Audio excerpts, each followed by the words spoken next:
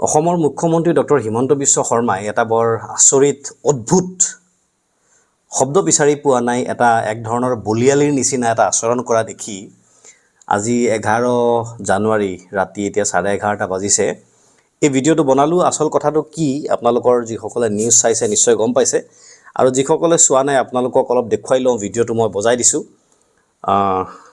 অকণমান আপোনালোকে ধৈৰ্য ধৰি প্ৰথমে ভিডিঅ'টো শুনি লওক তাৰ পিছত মই মোৰ বাকি কথাখিনি কৈ আছো তেওঁৰ দৰে ডুপ্লিকেট মাল নায়ে দেখা পায় আজিলৈকে জীৱনত অখিল গগৈ ভাল পালে বেয়া পালে যি কৰে সিধা কৰে আছুয়ে যি কৰে ভাল পাও বেয়া পাও সিধা কৰে তেওঁ আন্দোলন কৰিব জেকাই দিয়া মানুহক দি পেলাই নিজে ঘৰত ব্ৰেড এণ্ড ব্ৰেকফাষ্ট কৰি বহি বাকি যুৱক শক্তিক তেওঁ ধ্বংস কৰি দিয়ে নিজে তেওঁ সদায় আটাইতকৈ সুৰক্ষিত জায়গাটোত থাকে আপোনালোকক বৰবাদ কৰি আপোনালোকক সময় নষ্ট কৰা তেওঁ ঠিক আছে তেওঁ ক'ত আন্দোলন কৰিব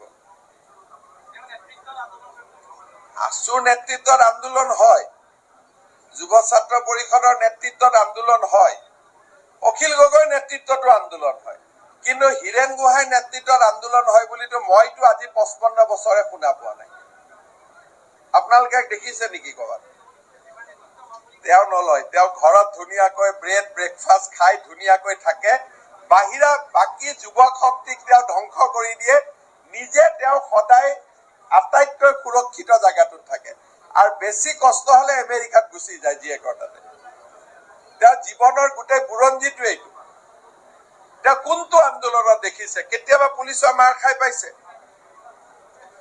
তেওঁ প্ৰেছক আপোনালোকক বৰবাদ কৰি আপোনালোকৰ সময় নষ্ট কৰা তেওঁ ঠিক আছে আন্দোলনৰ নেতৃত্ব দিলে হ'ব পাৰে আন্দোলন নহয় বুলি মই নকওঁ অখিল গগৈয়ে কৰিব সমুজ্জ্বল ভট্টই কৰিব যুৱ ছাত্ৰ পৰিষদে কৰিব কৰবাত আমছুৱে কৰিব কৰবাত আপছুৱে কৰিব কিন্তু হিৰেন গোহাঁই আন্দোলন কৰিব বুলি মই যোৱা 55 বছৰৰ মোৰ জীৱনকালত মই দেখা নাই তেওঁ আন্দোলন কৰিব জেকাই দিয়া মানুহক দি পেলাই নিজে ঘৰত ব্ৰেড এণ্ড ব্ৰেকফাষ্ট কৰি বহি থাকে আৰু তেওঁৰ দৰে ডুপ্লিকেট মাল নায়ে দেখা পায় আজিলৈকে জীৱনত আজিলৈকে মই এতিয়ালৈকে দেখা নাই বাকি সব মানুহ অসমত ক্লিয়াৰ যি কৰে অখিল গগৈ ভাল পালে বেয়া পালে যি কৰে সিধা কৰে আছুয়ে যি কৰে ভাল পাও বেয়া পাও সিধা কৰে যুৱ ছাত্ৰ পৰিষদে সিধা কৰে আপছুয়ে সিধা কৰে কংগ্ৰেছেও সিধা কৰে আমিও সিধা কৰো কিন্তু তেওঁ এটা মানুহ প্ৰেছ কনফাৰেন্স কৰি পৰিৱেশটো যেতিয়া ধুৱলি পলি হয় লাহেকৈ ঘৰত গৈ সোমাই দিয়ে তেওঁ ক'ত আন্দোলন কৰিব শুনিলে অসমৰ মুখ্যমন্ত্ৰীয়ে ডক্টৰ হিৰেন গোহাঁইক ডুপ্লিকেট মাল বুলি কৈছে আৰু কৈছে যে তেওঁ আন্দোলন কৰিবলৈ জেকাই দিয়ে তেওঁনো ক'ত আন্দোলন কৰিছে তেওঁ আন্দোলন কৰিবলৈ বেলেগক জেকাই দিয়ে উচ্চতাই দি নিজে ঘৰত সোমাই দিয়ে মুখ্যমন্ত্ৰীয়ে কথাটো হয় নেজানে হিৰেন গোহাঁই কোন মুখ্যমন্ত্ৰীয়ে নেজানে আৰু নহলে মুখ্যমন্ত্ৰী এজন অতি বদমাছ মানুহ নহলে হিৰেন গোহাঁইৰ নিচিনা মানুহৰ বিষয়ে এনেকুৱা কথা মুখ্যমন্ত্ৰীয়ে ক'ব নালাগিছিল নকলেহেঁতেন বেলেগ কথা বাদ দিয়ক হিৰেন গোহাঁইৰ এটা বয়স কিমান 85 বছৰ মান হৈছে 1939 চনত হিৰেন গোহাঁইৰ জন্ম মুখ্যমন্ত্ৰীৰ দেউতাক কৈলাশনাথ শৰ্মাৰ জন্ম সম্ভৱতঃ 1930 চনত যেটো যিমানখিনি মই জানো আৰু গতিকে মুখ্যমন্ত্ৰীৰ নিজৰ প্ৰয়াত পিতৃতকৈ হিৰেন গোহাঁইৰ বয়স বৰ বেছি 8-9 বছৰ বেছি হ'ব সেই সময়ত আৰু মানুহৰ বয়স কিমান এক্স্যাক্টলি হিচাপ ৰখাৰ পৰিৱেশ নাছিল জন্মৰ তাৰিখৰ হিচাপ ৰখাৰ পৰিৱেশ নাছিল তথাপি যিখিনি কথা সোশ্যাল মিডিয়া বা মানে গণমাধ্যমত যিখিনি কথা আছে তাৰ পৰা কৈছো যে হিৰেন গোহাঁইৰ বয়স 84 নে 85 বছৰ 1939 চনত তেওঁৰ জন্ম আৰু মুখ্যমন্ত্ৰীৰ পিতৃ প্ৰয়াত কৈলাশনাথ শৰ্মাৰ জন্ম আছিল 1930 চনত তাৰ মানে মুখ্যমন্ত্ৰীৰ পিতৃৰ বয়সৰ এজন মানুহ বেলেগ কথা বাদ দিয়ক নীতিগত বিষয়ত মুখ্যমন্ত্ৰীৰ সৈতে মতবিৰোধ আছে আৰু আপুনি সমালোচনা কৰিছে সেইটো এটা বেলেগ বিষয় পিতৃৰ সমান এজন ব্যক্তিক আপুনি ডুপ্লিকেট মাল বুলি ক'ব আপোনাক মাক দেউতাকে সৰুতে শিক্ষা দিয়া নাছিল নেকি যে ডাঙৰ মানুহক পিতৃৰ সম মানুহক অন্তত সন্মান দি পেলাই কথা কয় হিৰেন গোহাঁই ডাঙৰীয়া বুলি কথা কয় বেয়া লাগিছে মুখ্যমন্ত্ৰী ডাঙৰীয়া বুলিও আমি কওঁ হিমন্ত বিশ্ব শৰ্মা ডাঙৰীয়া বুলি কওঁ নীতিগত বিৰোধ আছে আদৰ্শগত বিৰোধ আছে তাৰ পিছতো এনেকুৱা কথা কওঁ হিৰেন গোহাঁই কোন অসমৰ যিমান কলেজ আছে বিশ্ববিদ্যালয় আছে সেইবিলাকত যিমান মানুহে ইংৰাজী পঢ়ুৱায় আজিৰ তাৰিখত প্ৰায়খিনি মানুহেই হিৰেন গোহাঁইৰ ছাত্ৰ আৰু যিমান মানুহে ইংৰাজী কয়, ইংৰাজী পঢ়ি আহিছে, সেই মানুহবিলাক হীৰেণ গোহাঁইৰ ছাত্ৰৰ ছাত্ৰ। এইটো হ'ল হীৰেণ গোহাঁইৰ অসমত অৱস্থান। হীৰেণ গোহাঁইয়ে তেওঁ কলকাতাত পঢ়িছিল, প্ৰেচিডেঞ্চি কলেজত পঢ়িছিল, দিল্লীত পঢ়িছিল, দিল্লী ইউনিভাৰ্চিটিত পঢ়িছিল, এতিয়া নহয়, এই ব্ৰিটিছৰ জামানাত। আৰু তাতকৈ ডাঙৰ কথা, তেওঁ কেম্ব্ৰিজ ইউনিভাৰ্চিটিত যিখন ৰিচাৰ্চ কৰিছিলে, তেওঁৰ যিখন ৰিচাৰ্চ পেপাৰ, সম্ভৱতঃ পেৰাডাইজ লষ্ট, মই ইংৰাজীৰ ছাত্ৰ আছিলোঁ গতিকে অলপ কথা পঢ়িছিলোঁ, পেৰাডাইজ লষ্ট বুলি যিখন মানে এপিক কাব্য, তাৰ ওপৰত যিটো ৰিচাৰ্চ কৰিছে, one of the best research, basic মৌলিক ৰিচাৰ্চ, ফাণ্ডামেণ্টেল ৰিচাৰ্চ। গোটেই বিশ্বত হীৰেণ গোহাঁই এগৰাকী অতি দক্ষ, এগৰাকী হিমন্ত বিশ্ব শৰ্মাৰ মানুহে যে কয় যে ওপৰৰ মাল, আচল ওপৰৰ মাল হীৰেণ গোহাঁইহে। চিণ্ডিকেটৰ টকা দি যিসকল ওপৰৰ মাল হয়, তেওঁলোক ওপৰৰ মাল নহয়, হীৰেণ গোহাঁইহে ওপৰৰ মাল। ওপৰত যি মাল থাকিব লাগে, ওপৰত সেই মাল হীৰেণ গোহাঁইৰ আছে। হীৰেণ গোহাঁই কেম্ব্ৰিজ বিশ্ববিদ্যালয়ত পেৰাডাইজ লষ্টৰ ওপৰত যিটো ৰিচাৰ্চ কৰিছিলে, আজিলৈকে কিমান বছৰ হৈ গ'ল, 50 বছৰতকৈ বেছি হৈ গ'ল, সেই ৰিচাৰ্চ গোটেই পৃথিৱীৰ কাব্য সাহিত্যৰ ৰিচাৰ্চৰ one of the best research হিচাপে পৰিচিত। সাহিত্য পঢ়া, ৰিচাৰ্চৰ বিষয়ে জনা যিকোনো মানুহক সুধি ল'ব, আৰু নহ'লে গুগল কৰি ল'ব হিমন্ত বিশ্ব শৰ্মা ডাঙৰীয়া, আপোনাক মই কৈছোঁ যদি আপুনি নাজানে। আৰু বেলেগ কথা বাদ দিয়ক, অসম আন্দোলনৰ সময়ত মাৰ কোনে খাইছিল? চান্দমাৰীৰ ৰাজপথত অটো ৰিক্সাৰ পৰা নমাই পিটিছিলে হীৰেণ গোহাঁইক, শাৰীৰিকভাৱে প্ৰহাৰ কৰিছিল। এতিয়া এই 85 বছৰ বয়সত হীৰেণ গোহাঁই ৰাজপথত যাব নেকি আন্দোলন কৰিবলৈ? পুলিচৰ মাৰ খাবলৈ যাব নেকি? আপুনি নিজে বিচাৰে নেকি পুলিচৰ মাৰ খাবলৈ হীৰেণ গোহাঁই ৰাজপথত যাওক? কি কথা কয় হে?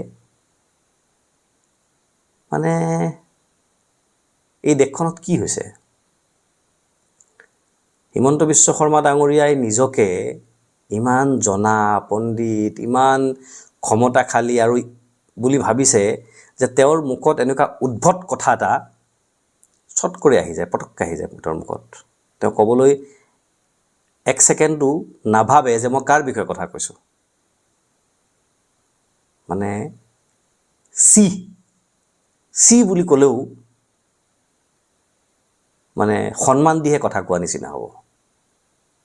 এই কথাটোৰ প্ৰতিবাদ অসমৰ প্ৰতিজন মানুহৰ, শিক্ষিত মানুহৰ মনৰ ভিতৰত হোৱা উচিত। কোনোবাই সাহস কৰি বাহিৰত প্ৰতিবাদ কৰিব পাৰে নোৱাৰে বেলেগ কথা, কিন্তু মনৰ ভিতৰতে এবাৰ হ'লেও যদি আপুনি এটা হ'লেও ইংৰাজী বাক্য পঢ়িছে জীৱনত, তেতিয়াহ'লে মুখ্যমন্ত্ৰীৰ এই উদ্ভট কথাটোৰ কাৰণে এবাৰ হ'লেও চি শব্দটো উচ্চাৰণ কৰিব। মই ভাবিছোঁ, মই আপোনালোকক অনুৰোধ কৰিছোঁ, নাপায় আৰু দেই, নাপায় আৰু। হীৰেণ গোহাঁইৰ লগত আপোনাৰ নীতিগত বিৰোধ থাকিব পাৰে।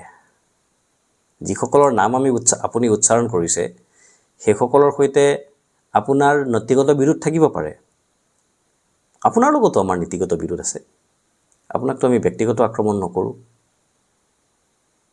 আপুনিতো ডক্টৰেট ডিগ্ৰী লৈছে, কেনেকৈ লৈছে, কেনেকৈ ৰিচাৰ্চ কৰিছে, এইটো আপুনি জানিব। গতিকে ৰিচাৰ্চ কৰি ডক্টৰেট ডিগ্ৰী পোৱা, তাকো কেম্ব্ৰিজ ইউনিভাৰ্চিটিত, পৃথিৱীৰ শ্ৰেষ্ঠ 2-4খন বিশ্ববিদ্যালয়ৰ, ঐতিহাসিক বিশ্ববিদ্যালয়ৰ এখন বিশ্ববিদ্যালয়, য'ত পঢ়াটো প্ৰতিজন পণ্ডিত মানুহৰ সপোন, সেই কেম্ব্ৰিজৰ পৰা আৰু কি হীৰেণ গোহাঁইৰ মানে কাহিনীবিলাক গুগল কৰিলেতো গম পাই যায় নহয়। সেই কেম্ব্ৰিজত পঢ়ি থাকোঁতেই হীৰেণ গোহাঁইয়ে তাত আন্দোলন কৰিছিল, তাতে গোটেই পৃথিৱীৰ মানুহক, পৃথিৱীৰ ল'ৰা ছোৱালীক নেতৃত্ব দিছিল, ব্ৰিটিছক নেতৃত্ব দিছিল। সেইজন হীৰেণ গোহাঁই। হীৰেণ গোহাঁইৰ বিষয়ে আপুনি নাজানে হিমন্ত বিশ্ব শৰ্মা ডাঙৰীয়া। আৰু আমাৰ দুৰ্ভাগ্য যে হীৰেণ গোহাঁই অসমতে থাকি গ'ল, অসমতে আহি নিজৰ জাতিটোক, নিজৰ দেশখনক, নিজৰ সমাজখনক, নিজৰ ৰাজ্যখনক সেৱা কৰিবৰ কাৰণে অসমতে প্ৰফেচাৰ হ'ল গুৱাহাটী ইউনিভাৰ্চিটিত। কেম্ব্ৰিজত ইচ্ছা কৰা হ'লে প্ৰফেচাৰ হ'লহেঁতেন, হ'ব পাৰিলেহেঁতেন। যোগ্যতা, দক্ষতা, এলিজিবিলিটি চব আছিল। অক্সফৰ্ডত হ'ব পাৰিলেহেঁতেন, আৰু ক'ৰবাত কলম্বিয়াত হ'ব পাৰিলেহেঁতেন, পৃথিৱীৰ শ্ৰেষ্ঠ বিশ্ববিদ্যালয়বিলাকত হ'ব পাৰিলেহেঁতেন।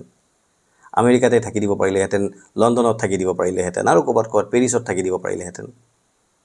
অসমলৈ ঘূৰি আহিছে, অসমত সেৱা কৰিছে, অসমৰ মানুহৰ হকে কথা কৈছে। ইমান হীৰেণ গোহাঁয়ে যিমানকেইখন কিতাপ লিখিছে, যিমান ৰিচাৰ্চ পেপাৰ্ছ তেওঁ ওলাইছে, এবাৰ গুগল কৰিলে নজনা মানুহখিনিয়ে জানি ল'ব পাৰিব।